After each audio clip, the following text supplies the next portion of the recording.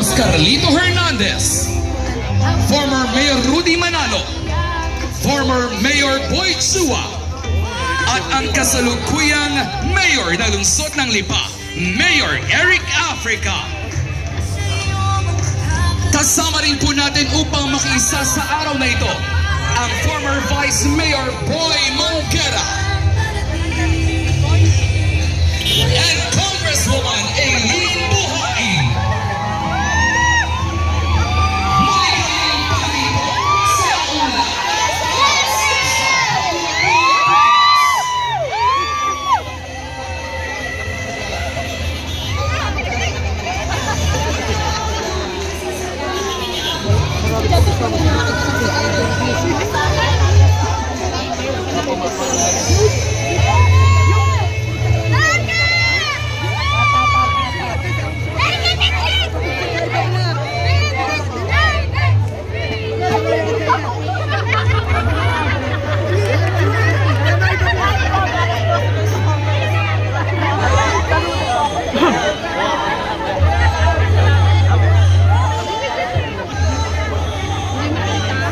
Picture kayo.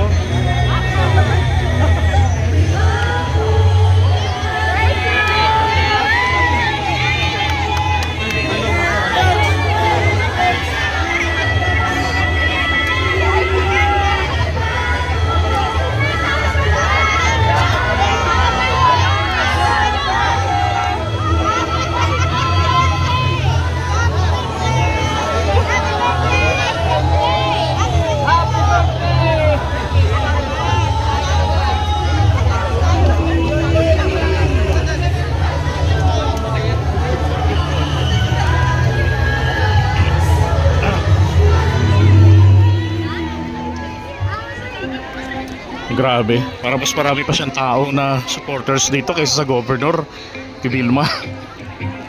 Narito rin ang ABS-CBN.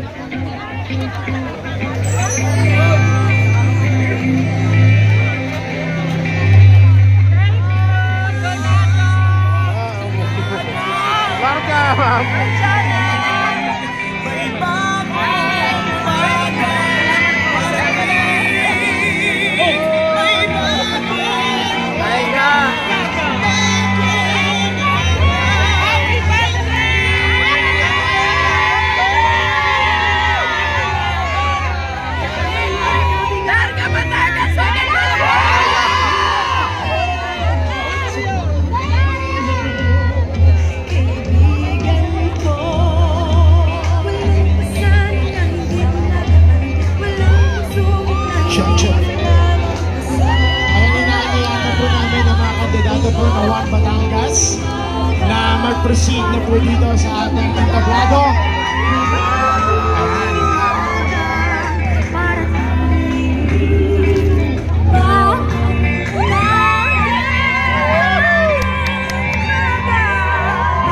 Inaiyahan na po natin sa mga sandaling ito ang ating mga kandidato sa ilalim ng bandila ng Buwan Batangas na magtungo na po sa ating entablado.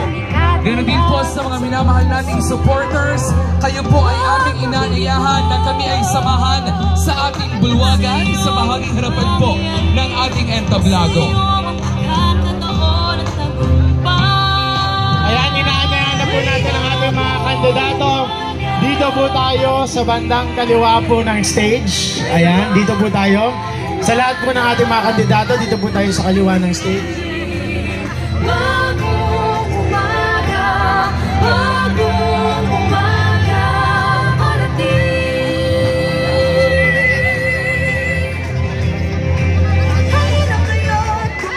Kaisa rin po natin ngayong araw ang ating minamahal na congressman mula sa CWS Party List, Congressman Edwin Gartiola.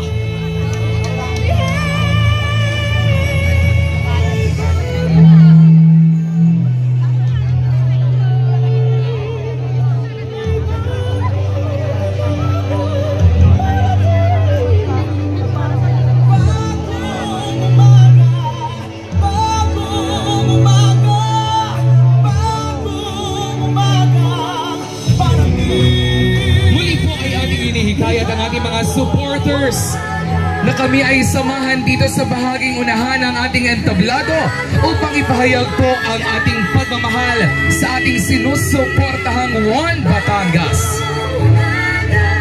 Sa ating po mga minamahal na kandidato sa ilalim ng bandila ng Batangas, maaari na po tayong magtungo sa kanang bahagi ng entablado.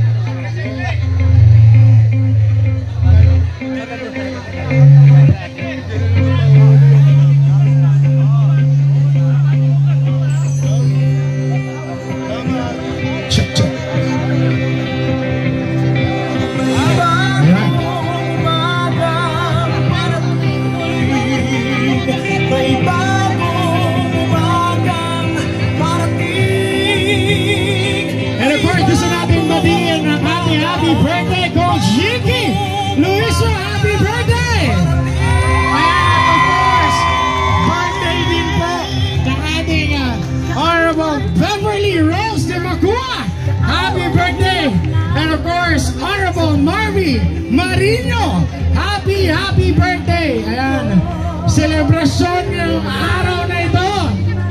Ayan, selebrasyon ng lahat ng kababayan natin sa lalawigan ng Batangas. Yes, Sir Bright, kaya naman tunay na makasaysayan ang araw na ito dahil hindi lamang tayo nadiriwang sa muling pagbabalik ng ating ina ng lalawigan ng Batangas, kundi pinagdiriwang din po